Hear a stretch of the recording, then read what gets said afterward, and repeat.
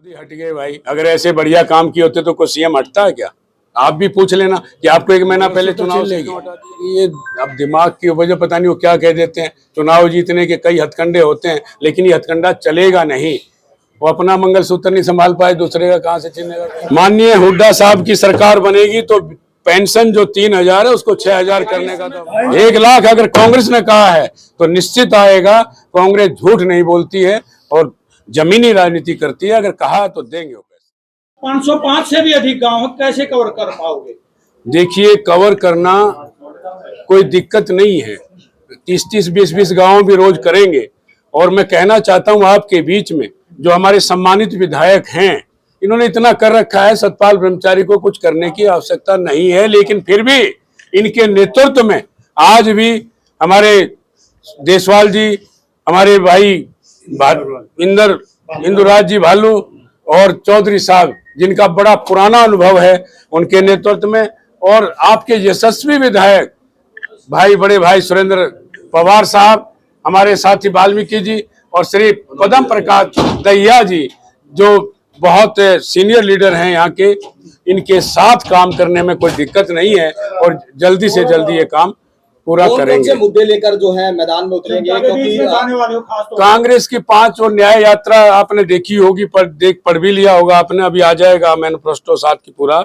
हमारा ध्येय है, ये चौधरी भूपेंद्र सिंह हुड्डा का ध्येय है, हरियाणा भय मुक्त हो, गुंडागर्दी खत्म हो, युवा को रोजगार मिले, व्यापारी सुरक्षित रहे, किसान को भाव ठीक मिले, मजदूर को मजदूरी ठीक मिले। ये उद्देश्य हमारी सरकार के हैं। सरकार बनने पर हरियाणा जैसे पहले 10 वर्ष पहले नंबर 1 टीवी में आता था, इसी तरह कांग्रेस की सरकार बनने के बाद माननीय नेतृत्व हुड्डा साहब के नेतृत्व में, माननीय दीपेंद्र जी के नेतृत्व में जिस दिन यहाँ सरकार बन जाएगी, उस दिन हरियाणा नंबर 1 होगा। स्थानीय मुद्दे सबसे बड़े क्या हैं जो आप देखते हैं कि अभी तक जो है बीजेपी के 10 साल के कार्यकाल में पूरे नहीं हो पाए, और लोगों के बीच में जिस प्रकार से आप देखते हैं जींद को हमेशा ही दरकिनार रखा गया है? ऐसी बात नहीं थी। जींद का ये जींद में जींद से हूँ, सुभाष देशवाल जी जींद से हैं, और सौभाग्य की बात हम एक गांव से हैं।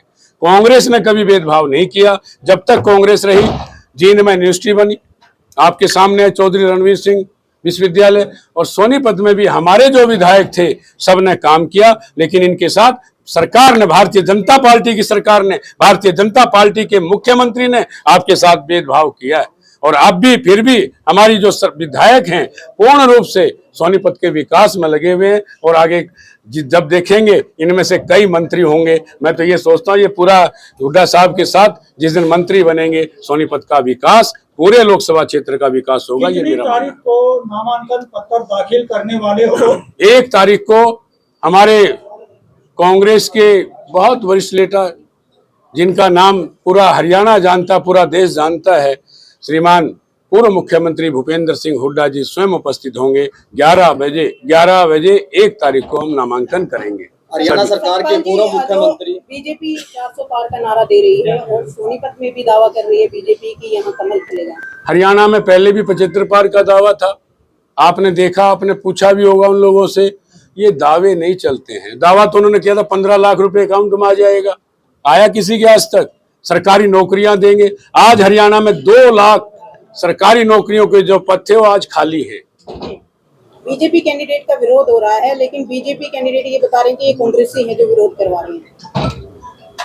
कांग्रेसी विरोध? कल तो मेरा नाम हुआ है, कहाँ से विरोध शुरू हो गया? ऑल ओवर हरियाणा बीजेपी के जो उम्मीदवार है वो कह रहे हैं कि जो विरोध कर रहे हैं उनका कांग्रेसी है। ये पूरा हरियाणा कांग्रेस में हो चुका है, तो इसलिए उसमें कांग्रेस की बात नहीं है। उसमें वो विरोध नहीं है। 10 साल के लिए शासन के लोग क्वेश्चन पूछते हैं, तो कांग्रेस जाएगी वहां विरोध करने? तो आप भी देखिए, पत्रकार दर्पण होता है समाज का, आप खुद देख रहे हैं भाई। उन लोग बहाना लगाएंगे, कुछ न कुछ तो कहेंगे ना कि ये कांग्रेस करवा रही है। टिकट वितरण की बात है, कुछ टिकट कट गई, जैसे श्रुति चौधरी की, विजेंद्र सिंह की नाराजगी है आज समर्थकों की बैठक। देखिए, मुझे कुछ जानकारी ये आती है कि भाई कांग्रेस का ग्राफ बढ़ रहा है और भाजपा की बेचैनी बढ़ती जा रही है। अभी 5-4 दिन में देखना आप, कई तो घर बैठ जाएंगे। प्रदेश के पूर्व मुख्यमंत्री बड़ा नेतृत्व, केंद्र से बड़ा नेतृत्व, कोई बड़ी रैली करने के लिए क्या सोनीपत में आने का योजना है? ये तो बस हमारे जो संगठन के लोग हैं वो तय करेंगे। मेरे हाथ में ये नहीं है कि मैं किस नेता को बुलाऊं, किसको नहीं। ये तो हमारा जो चुनाव संचालन करेंगे वो लोगों में किससे मुकाबला मानते हो? इनेलो भी बीच में आ गई है अब। अपना किसी से मुकाबला नहीं। आज ये देखा नहीं कितना प्यार मिल रहा है, आप भी जानते हो। हरियाणा के पूर्व मुख्यमंत्री मनोहर लाल खट्टर कल गोहाना पहुंचे थे, तो ये कह रहे हैं कि कांग्रेस बीजेपी के सामने सोनीपत में स्टैंड नहीं कर पाएगी, क्या कहते हैं इसको? तो खुद ही हट गए भाई। अगर ऐसे बढ़िया काम किए होते तो कोई सीएम हटता है क्या? आप भी पूछ लेना कि आपको 1 महीना पहले चुनाव से क्यों हटा दिया, कारण क्या थे जो हटाना पड़ा।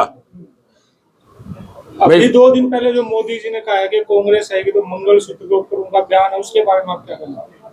कि कांग्रेस पार्टी आएगी अगर सत्ता में तो मंगलसूत्र छीन लेगी। ये अब दिमाग की वजह पता नहीं वो क्या कह देते हैं। चुनाव जीतने के कई हथकंडे होते हैं, लेकिन ये हथकंडा चलेगा नहीं। वो अपना मंगलसूत्र नहीं संभाल पाए, दूसरे का कहाँ से छीनेगा? दिवांशु बुद्धिराजा को पीओ घोषित किया गया है, उसको लेकर क्या देखते हैं? युवा नेता है और हमारे युवा कांग्रेस के इस समय वर्तमान में अध्यक्ष हैं। बढ़िया लीडर है, हमारे गोहाना का है, गोहाना से गया है, वहाँ बढ़िया चुनाव। पीओ घोषित किया गया है उसको लेकर क्या कहेंगे? किसने घोषित किया? कोर्ट द्वारा। अरे नहीं, कोर्ट द्वारा कैसे करता तो कोई चुनाव थोड़ी लड़ सकता है। मुख्यमंत्री के जो होर्डिंग्स के खिलाफ होर्डिंग लगाए थे उस पर किया गया है।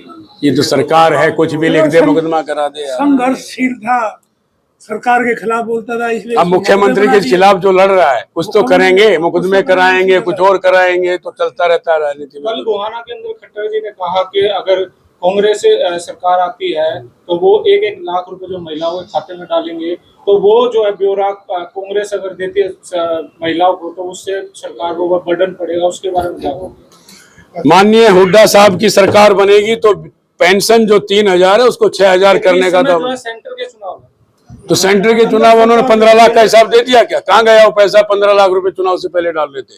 प्रत्येक के दुनिया भर के अकाउंट बैंकों में लाइन लग गई, वहां इतने दस्तावेज हो गए, कागज हो गए कि रखने की जगह नहीं थी। लोग रोज खाते खुलवा रहे थे, तो कहाँ खाते आज आया किसी का पैसा 15 लाख रुपए? भाई तो 1 लाख आएगा। 1 लाख अगर कांग्रेस ने कहा है तो निश्चित आएगा। कांग्रेस झूठ नहीं बोलती है और जमीनी राजनीति करती है। अगर कहा तो देंगे वो पैसा। अगर दिल्ली